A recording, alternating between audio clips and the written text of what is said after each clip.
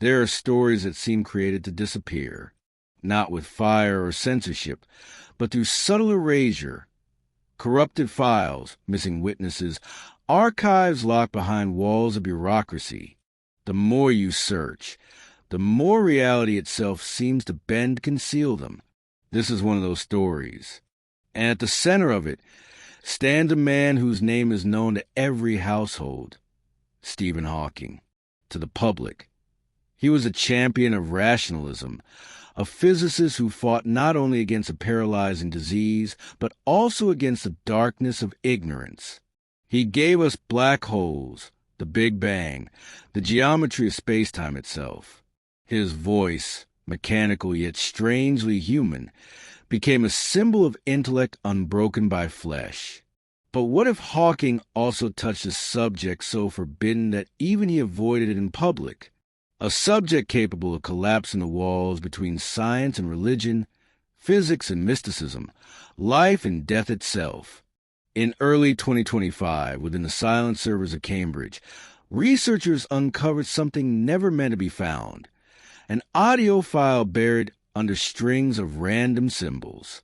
Its metadata, however, whispered a phrase, Hawking, consciousness beyond. At first, suspicion ran high. Surely a hoax, surely a digital trick. Yet, forensic analysis proved otherwise. The voice was genuine. The date was the early 2000s, a period when Hawking almost completely withdrew from public interviews. Why would such a file be hidden? And more importantly, what did it contain? The answer would shake the foundations of what we call reality. The recording begins innocently enough. Discussions of time, gravity, and entropy, the bread and butter cosmology. But then, like a knife sliding quietly across silk, the interviewer asks, Professor, if information cannot be destroyed in a black hole, could consciousness persist after the death of the body? There is silence, a silence heavier than words. The faint sound of Hawking's breathing filter cuts through. And then, slowly, almost unwillingly, he answers. This is a question I have studied more than I have admitted publicly. With those words, the veil tears. Hawking begins to describe a vision of reality that is neither materialist nor religious, but something in between. If the conservation of information is a universal law, then consciousness itself, our memories, our awareness, the I within us, cannot simply vanish. What religions have long called the soul, Hawking described as an informational structure, not a ghostly substance, but a pattern, an arrangement of data interwoven with a quantum fabric of space-time. And patterns once formed cannot be unmade. He pauses, then delivers a sentence that contradicts his own public statements. Death is not an ending. It is a transformation.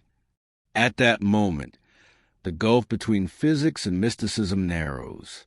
What Buddhists call the stream of consciousness, what Hinduism described as Atman, what Plato imagined as the immortal essence, all find strange resonance in the words of one of the greatest scientists of our age. Was Hawking, the rationalist, secretly a philosopher of the soul? Hawking revealed something more unsettling. He had worked with a secret consortium of physicists and neurobiologists on an initiative called the Cognitive Trace Program. Its aim? To test if consciousness leaves behind measurable footprints after the physical brain dies. Using experimental neurointerfaces and laser spectroscopy, researchers measured quantum fluctuations at the exact moment of clinical death. Twice, they recorded anomalies, not noise, not random spikes, but bursts of structured quantum activity lasting up to 4 minutes after brain and heart activity had ceased. To the uninitiated, this might seem like scientific error, but to the initiated, it echoed an ancient truth. Egyptians described the soul's journey in the Book of the Dead. Tibetan monks spoke of bardo, a transitional state after death. Modern neuroscience spoke of end-of-life brain surges. Could all of them be describing the same threshold phenomenon? The interviewer pressed. Do you mean a kind of quantum echo? Yes, Hawking confirmed. Memory, emotion, fragments of personality, preserved not in the flesh, but in the quantum field, patterns that may interact with the environment long after biological death. This tied eerily with Roger Penrose and Stuart Hameroff's theory of orchestrated objective reduction, that consciousness arises from quantum structures in microtubules of neurons. Hawking seems to suggest that when the brain ceases, these structures do not dissolve into nothingness. They transform, echo, survive, and then the chilling comparison. Just as a black hole transforms information without destroying it, so does death. The file contained not only words, but whispers embedded in its structure, digital artifacts, hidden markers. Analysts decrypted them, revealing coordinates pointing not to Cambridge, but to Geneva, specifically to a restricted CERN installation. Officially, it tested magnetic systems. Unofficially, it housed the Cognitive Echo Project. Declassified documents spoke of anomalous radiation events at the moment of clinical death. Reports noted with cold detachment. The probability of spontaneous signal generation is less than 1 in a million. The recorded effect corresponds to the cognitive trace hypothesis. This was not conjecture. It was data. Yet soon after, the lead physicist, Dr. Mark Euler, vanished without trace. His name disappeared from professional rosters. The project was buried in classified archives. Why erase what could have been the most revolutionary discovery of the century? Perhaps because it blurred the line between physics and metaphysics, between science and power. If the soul were proven to exist, who would control that knowledge? Governments? Religions? Secret orders? But the mystery deepened. For decades, the University of Virginia had collected testimonies of children who recalled past lives, memories that defied logic.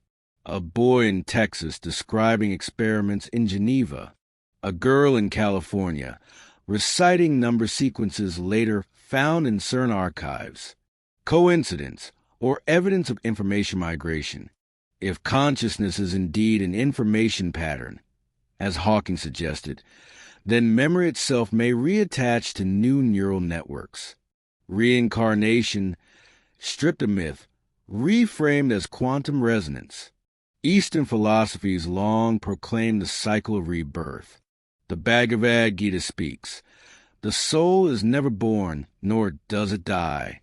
Plato imagined souls choosing new lives as myth of air.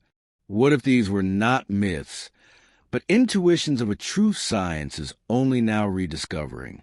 Yet Hawking added a terrifying caveat. Not all patterns persist. Consciousness undergoes selection. Only those aligned with growth, evolution, and development continue forward. The rest dissolve. The soul, then, is not guaranteed immortality. It is tested by the cosmos itself. From CERN's buried files, another phrase emerged, the chosen eight. These were not random subjects. They were individuals whose consciousnesses had not only persisted, but seemed to be guided. Their memories, talents, and instincts shaped for tasks yet to be revealed. Shortly after, Dr. Lewis Harding, a quantum informatics specialist in the University of Virginia, received an encrypted message. Hawking knew more than you think. This is not the end. It is the beginning. Attached was a manifesto, allegedly signed by Hawking himself. Consciousness is not produced by the brain. It is woven into the very fabric of reality. Black holes and souls obey the same laws. Only those patterns that further development continue. The rest dissolve. During crises, compatible consciousnesses return to guide humanity forward. We do not die. We transform. Is this science or prophecy? Philosophy or revelation? Some children of the early 21st century began displaying prodigious abilities, mathematics, music, engineering beyond their environment. Some whispered of missions. Were they fragments of the chosen eight? If true, then reincarnation is not random. It is guided, and humanity itself is being shaped by returning consciousnesses. So what does this mean for us? If consciousness is information, then death is not deletion. It is migration. Our patterns ripple into the quantum sea, waiting, evolving, selecting.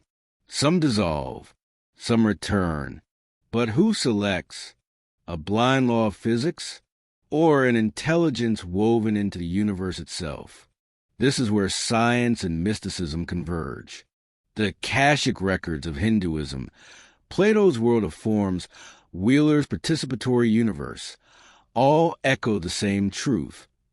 The cosmos does not forget. Perhaps this is why Hawking remains silent. Such knowledge could liberate humanity or enslave it. To know death is not final changes politics, religion, power itself. And so, the question is not whether we survive death. The question is, are we compatible? Will we transform or vanish? When your time comes, will your consciousness return?